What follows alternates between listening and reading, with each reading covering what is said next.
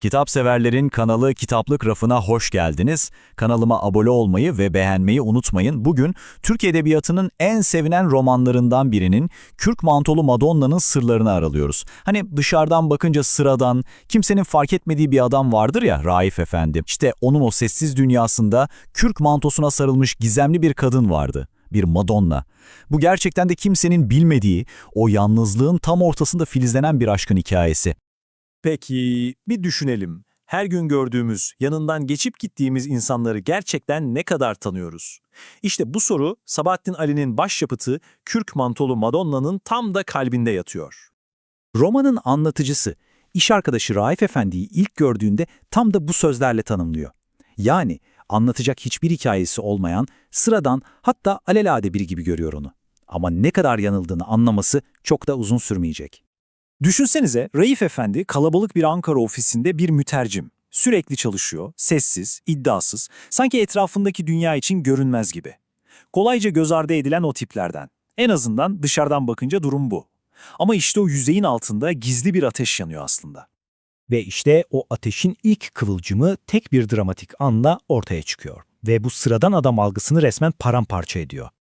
Şimdi sahneyi gözünüzde canlandırın. Ofis müdürü Hamdi, küçücük bir mesele yüzünden Raif Efendi'yi herkesin içinde hem de çok haksız bir şekilde azarlıyor. Resmen aşağılıyor. Ama Raif o tek kelime bile etmiyor, öylece sessiz kalıyor. Hiçbir şey söylemiyor. Onun yerine ne yapıyor biliyor musunuz? Sakince bir kurşun kalem alıyor ve önündeki bir kağıt parçasına bir şeyler çizmeye başlıyor. İşte bundan sonra yaptığı o basit hareket, onun kimsenin hayal bile edemeyeceği kadar derin biri olduğuna dair ilk ipucu olacak. Anlatıcı, tabii merakına yenik düşüp gizlice o çizime bir göz atıyor ve gördüğü şey karşısında resmen şaşkına dönüyor. Çünkü o çizim birkaç dakika önce orada duran Hamdi'nin ta kendisi. Hatta daha doğrusu onun ruhunun resmi. Yani kim bu adam? Başka birinin ruhunun en karanlık dehlizlerini görüp bunu birkaç basit çizgiyle bu kadar net yakalayabilen bu sessiz adam da kim? İşte o an anlatıcının içinde bir kıvılcım çakıyor, Raif Efendi'yi gerçekten tanıma arzusu tam da o an başlıyor. Bu merak anlatıcıyı alıp Raif'in o ofis duvarlarının dışındaki hayatına, yani kimsenin görmediği dünyasına doğru çekiyor. Anlatıcı Raif'le arkadaş oluyor ve bir de ne görsün? Raif'in ev hayatı tam bir kaos.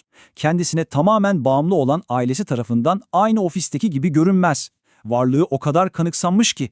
Düşünün, tüm evin mali yükünü tek başına omuzluyor ama ona adeta bir eşya gibi davranılıyor. Aradan yıllar geçiyor ve Raif Efendi ağır bir hastalığa yakalanıyor ve tam ölüm döşeğindeyken anlatıcıdan son çok acil bir ricada bulunuyor. İşte bu an tüm hikayenin yönünü değiştirecek o kritik an. Raif'in bu son isteği adeta bir dizi olayı tetikliyor. Önce anlatıcıdan, ofisteki çekmecesinden eşyalarını almasını istiyor. Anlatıcı gidiyor ve çekmecenin en dibinde gizlenmiş siyah kaplı bir defter buluyor. Defteri Raif'e getirdiğinde Raif önce "yak onu" diye yalvarıyor. Ama anlatıcı hayran olduğu bu adamı sonunda anlayabilmek için defteri sadece bir geceliğine okumak için izin koparmayı başarıyor. İşte gizli bir hayat böyle adım adım ortaya çıkmak üzere. Ve Raif Efendi'nin o defterle ilgili anlatıcıya söylediği son sözler şunlar oluyor. Oku, göreceksin. Bu izinle birlikte anlatıcı defteri açıyor ve Raif Efendi'nin o derinlerde sakladığı sırlarla dolu geçmişi sonunda gün yüzüne çıkıyor. İşte bu edebiyatta bizim çerçeve anlatı dediğimiz çok zekice bir teknik. Yani roman anlatıcının bu keşif yolculuğunu bir çerçeve olarak kullanıyor ve bizi de onunla birlikte adeta birer dedektife dönüştürüyor. Hep beraber Raif'in geçmişindeki o sır perdesini aralıyoruz. Tabii Raif Efendi'nin bu yabancılaşma hikayesini, bu içe kapanıklığını tam olarak anlamak için onu yaratan kalemi, yani Sabahattin Ali'yi de biraz tanımamız gerekiyor. Sabahattin Ali'nin hayatına baktığımızda kendi hayatı da aslında tutku, siyasi mücadeleler ve ne yazık ki trajik bir sonla dolu. Osmanlı'da doğuyor, sonra eğitim için Almanya'ya gidiyor ki bu deneyim onun bütün dünya görüşünü şekillendiriyor. 1943'te Kürk Mantolu Madonna'yı yayımlıyor ve sadece 5 yıl sonra siyasi yazıları yüzünden hapse atıldıktan sonra Türkiye'den kaçmaya çalışırken trajik bir şekilde öldürülüyor. Ölümü hala büyük bir gizem. Sabahattin Ali genellikle toplumcu gerçekçi yazar olarak anılır. Hani toplumsal sorunlara odaklanan bir yazar diye bilinir. Ama Kürk Mantolu Madonna'ya baktığımızda durumun çok daha farklı olduğunu görüyoruz.